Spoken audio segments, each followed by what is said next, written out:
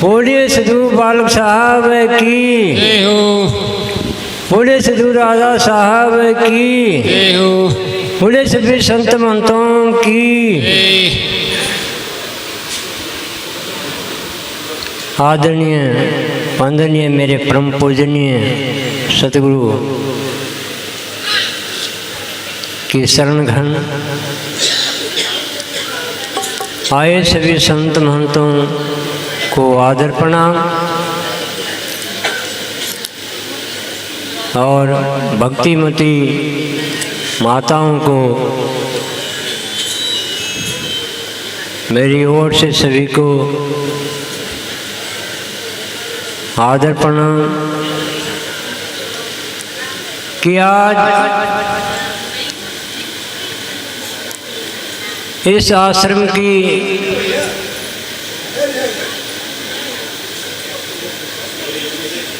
श्री एटा जिला से आए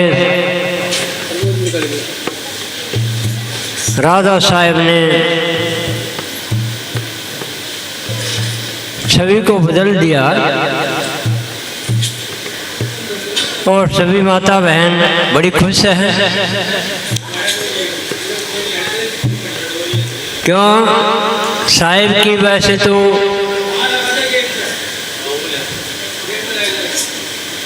कुछ हिंदी भाषा है और कुछ अवस्था का भी अंतर होता है।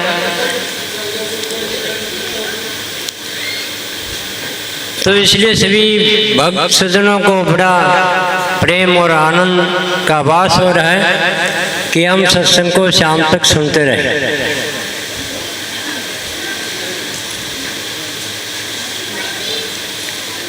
पर सत्संग का नियम क्या है?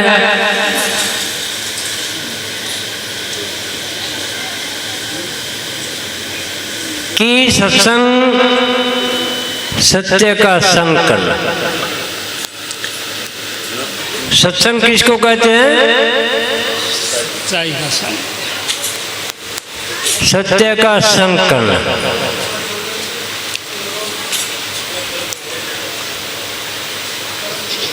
कि साच बराबर तप नहीं, झूठ बराबर पाप, जहाँ के हृदय साच हैं वहाँ के हृदय हरि आप। देखिए कितना मार्मिक वचन है। हरि को हम दूर खोते हैं और साहिब बताते हैं कि जाके हृदय में हरि है और वो आप भी हैं। साहिब बार बार कहते हैं कि घट घट मेरे साइया, खाली घट ना कोई, बलिहारी जा घट को जा घट प्रगट होए। अब संतों में उस घट की खोज करने की विशेष प्रैक्टिकल है। क्या है? उस परमात्मा को खोजने की एक विशेष प्रैक्टिकल होता है। किसी चीज का हम प्रैक्टिकल करेंगे तो उसका सार तत्व करने के बाद में मिलेगा। लोग कहते हैं वो संत आत्म अनुभवी हैं। कबीर साहब आत्म अनुभवी थे और भी गुरु नानक साहब, मीराबाई, रविदास साहब और भी आज भी संत हैं कि उनको आत्म अनुभव हो गया, उनको बोध हो गया। तो इसका कारण क्या है? अनुभव। एवं तो बोलने में तो वाक्य में कह देते अनुभव। अब अनुभव का अर्थ क्या है? जैसे साहब ने अभी अपने शब्दों द्वारा में समझाया आप लोगों ने इनके शब्दों का अनुभव किया है, और जिन जिन शब्दों को जिन जिन लोगों ने अनुभव किया है उसके बाद में उसको सार मिलेगा। जैसे दूध का सार घी होता है, और भी कोई पदार्थ हो तो उसका सार आखिर में होता है। अनु प्लस भव, अनु कहते हैं प्रयोग को,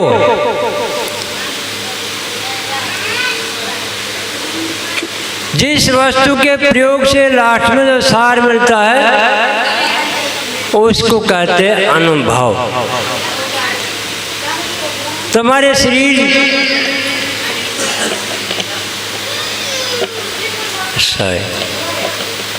हमारा शरीर जड़ और चेतन की गंथी से बना हुआ है।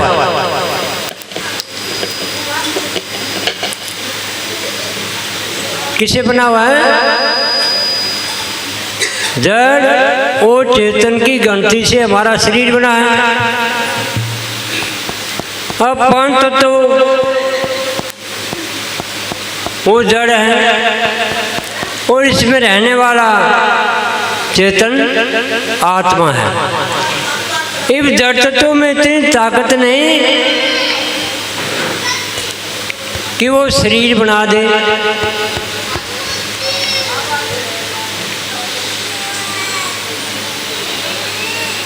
उनमें भी क्रियाएं होती हैं कि एक से कुछ नहीं होता। जब तत्वों में क्रियाएं होती हैं तो क्रिया से हमारा शरीर तैयार होता है, और उसमें अनुभव करने वाला कौन है? चेतना आत्मा। जैसे हमारी आंखें क्या अनुभव कर रही हैं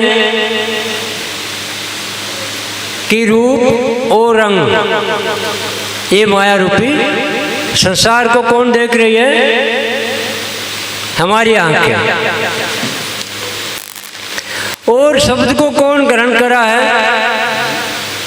हमारे कान। और गंध सुगंध को कौन ग्रहण करा है? हमारी नाक। और रस भोग को कौन बता रही है? कड़वा है, तीखा है, मीठा है, कसेला है? हमारी जीभ। और ठंडी गर्मी को महसूस करने वाली कौन है? हमारी त्वचा। तो ये पांचों जो इंद्रियां हैं ये क्या है? जड़ है। लेकिन इसमें महसूस करने वाला आंखों से देख रहा है, कानों से सुन रहा है, जीवा से चख रहा है, और त्वचा से स्पर्श कर रहा है, और नाक से सूंघ रहा है। इन द्वारों में चेतना किसकी है? उस हमारी चेतना आत्मा की, चेतन की। इसलिए हम हर वस्तु का अनुभव कर लेते हैं। जैसे धरती में पानी है, कोई तेल पदार्थ है, तो हमने कोई मशीन द्वारा, किसी यंत्र द्वारा खोज की तो कोई हमें तेल या कोई खनिज पदार्थ, सोना, चांदी, लोहा, पीतल, तांबा, कांसा, जो भी मिला तो वो हमारी क्या हो गई? खोज। तो हम इस शरीर को नए क्या, इस शरीर को न समझकर कि मैं शरीर हूँ, आँखों को न समझे कि मैं आँख हूँ, कानों को न समझे मैं कान हूँ, मुख को न समझे जीवा को, त्वचा को, पूर्ण शरीर को न समझे कि मैं शरीर हूँ। तो आप क्या है? आप शरीर भी नहीं, आँख भी नहीं, कान भी नहीं, मुख भी नहीं, जीवा पूरा अंग प्रत्यंग भी नहीं, तो आप क्या है? इसमें रहने वाला चेतन आत्मा है। तो वही सब धरती आकाश पाताल में खोज करता है, और उसको समझने और समझाने की प्रैक्टिकल संतों के पास में होती है। बच्चा घर में कभी डॉक्टर नहीं बनता, कभी घर में मास्टर नहीं बनता, कभी घर में इंजीनियर नहीं बनता। अगर डॉक्टर, इंजीनियर, मास्टर बनना हो, वकील बनना हो, वकील बनोगे तो वकालत करनी पड़ेगी, डॉक्टर बनोगे तो डॉक्टरी कोर्स करना पड़ेगा, मास्टर बनोगे तो मास्टर से विद्या लेनी पड़ेगी। और अगर किसी को संत बनना है, संसार से मोक्ष और कल्याण करना है, तो संतों के पास से प्रैक्टिकल अनुभव लेना ही पड़ेगा, तब आपके जीवन का जीने का सार्थकता बनेगी।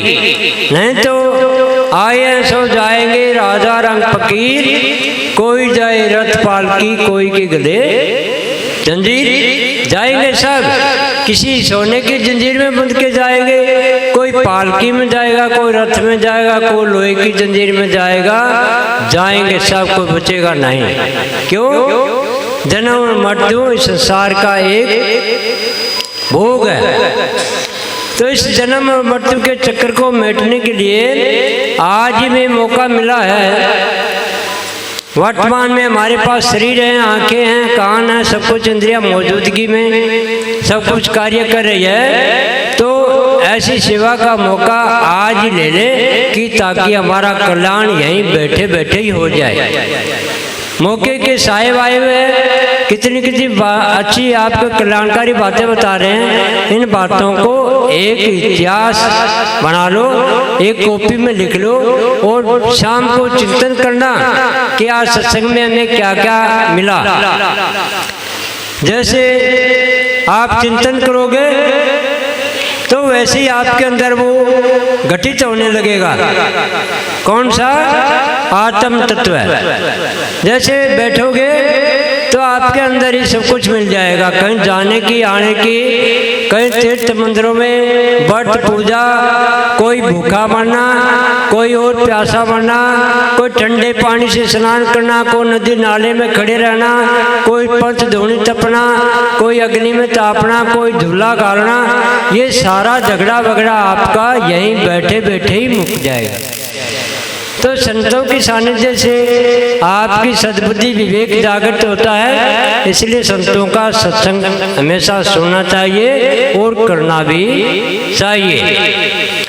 तो आज का जो सत्संग है ये राधा साहेब एटा जिला यूपी से आए, इन्हीं के सानिध्य में रखा गया और बहुत अच्छा सत्संग चला और आप लोगों को कुछ मिला होगा।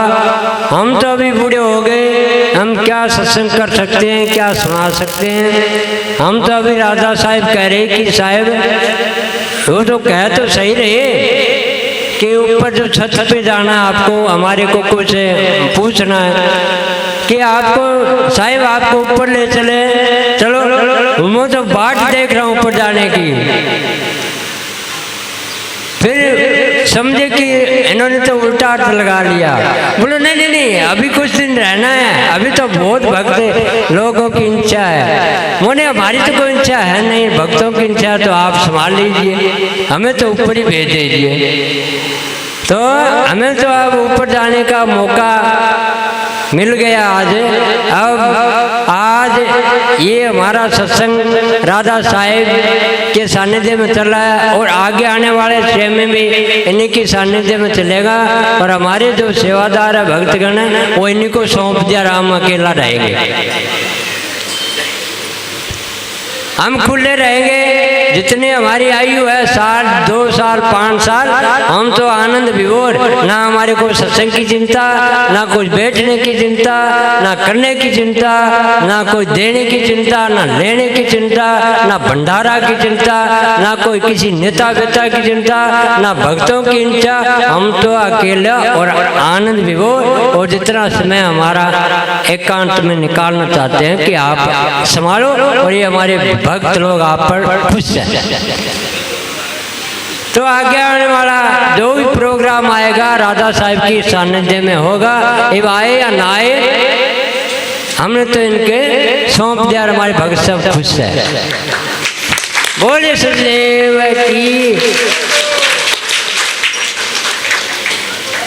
देखिए इधर जो माता बहन बैठी है बहुत बड़ी बड़ी टिब्बों से आई है। दादा साहिब का नाम सुन के हमारे भक्त है वो कि साहिब जी आए तो हम गाड़ी नहीं तो पैदल ही भाग आएंगे। तो देखिए कितनी बूढ़ी बूढ़ी माताएं और सब भक्तिवती माताएं हैं। देखिए यह एक बुढ़िया माता बैठी है, कम से 100 वर्ष गया यह चल के आई है। तो ऐसे ऐसे संतों के सानिध्य लेने से आप लोगों को बड़ा लाभ मिलेगा, हानि नहीं होगी, लाभ मिलेगा, कोई नुकसान नहीं होगा, फायदा मिलेगा। जितनी बार बैठे हैं तो इतनी बार मोक्ष हो गया आपका। अब स्वर्ग में जाकर आप नरक में जाओगे तो उसको कोई छुड़ाने वाला है ही नहीं। बोले सचदेव की। अच्छा, दिगावा से हमारे पृथ्वीराज जी ये बड़े प्रेमी हैं हमारे पुराने, और वो साथ में मास्टर जी इनकी भी बड़ी हमारे प्रति जिज्ञासा रहती है। तो इनको भी नंबर देना है। इनका पहले नाम साहिब लिखा है या नहीं लिखा तो पहले नहीं जाना, सब दो दो शब्द सुना के ही जाएंगे। बोले सचदेव की जय।